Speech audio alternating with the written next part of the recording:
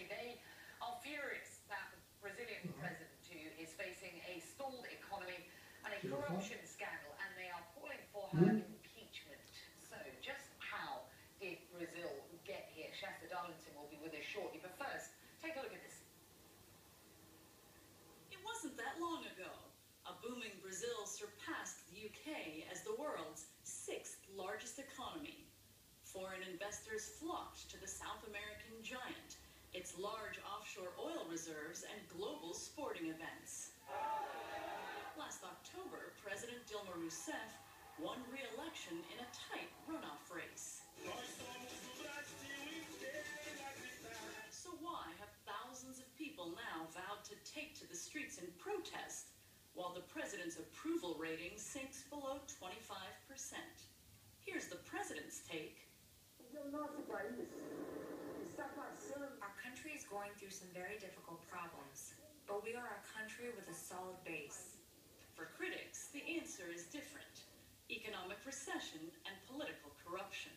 Brazil is bracing for a protracted recession and high inflation that many blame on mismanagement during Rousseff's first presidential term. At the same time, the state-run oil company Petrobras, once the darling of investors, is hammered by a massive corruption scandal. The highest court is investigating dozens of politicians, most of them from the ruling coalition, as part of an alleged bribery scheme whereby construction companies paid millions under the table for lucrative contracts with Petrobras. Rousseff herself hasn't been implicated, but she was the chairwoman of Petrobras when much of the alleged corruption took place. Militantes desse governo. Now, many Brazilians say they'll march to demand her impeachment. Concerns are growing we could see a repeat of the massive demonstrations of 2013. On Thursday, Rousseff addressed those concerns. Manifestação no Brasil. We have to treat protest in Brazil with complete calm. Everyone has the right to protest and to criticize whoever it may be.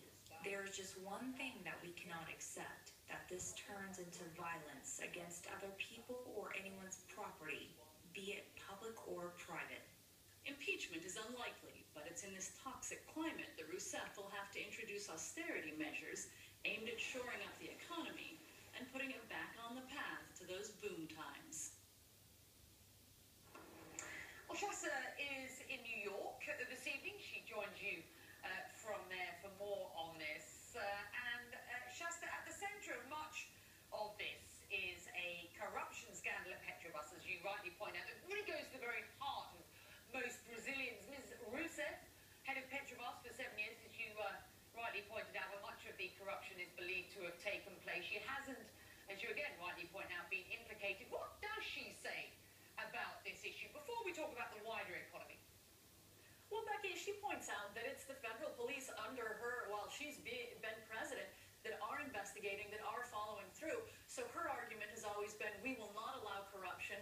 We are ensuring that all of the proper institutions have the resources they need to carry out an investigation. And she claims that under previous governments, before her Workers' Party came to power, that wasn't always the case.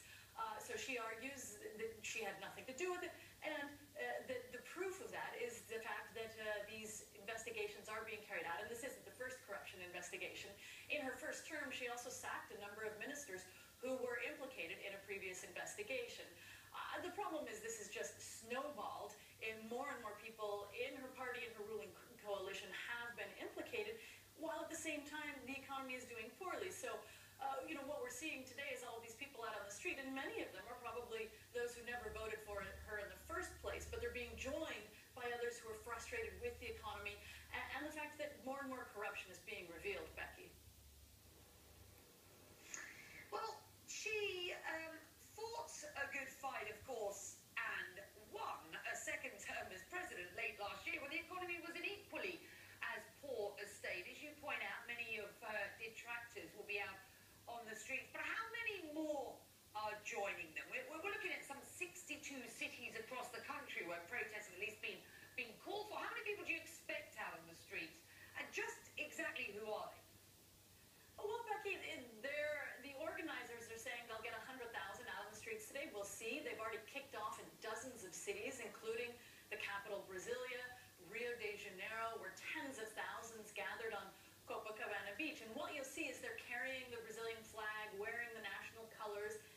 singing the national anthem. Now, this, of course, was organized with the idea that they're demanding the impeachment of the president, but it was largely organized by right-wing and center-right groups and parties and sectors of society. Again, those who never voted for Dilma Rousseff in the first place. So what we're kind of seeing is a breakdown that we saw during the elections, where the country's really being divided along particularly class and geographic lines, where the poorer sectors and the poorer regions of the country tended to vote for Rousseff, and they were out in a separate march on Friday, by the way, and the wealthier tend to vote. They voted for other parties, and they're now out on the streets today. I should be clear that there are plenty of crossovers and people who are getting more and more frustrated. But if we do get those numbers that they're talking about, it will be significant that not only are there that many people out on the street, but they feel this strongly about it, that they're willing to go out there. And again, so far they've been peaceful, which is good. That means their message won't be undermined, and it also means that hopefully we won't see those kinds of clashes and violence that we did see back in 2013, Becky. Well, Brazil amongst your latest world news headlines, which are just ahead. Shasta, thank you. Plus, series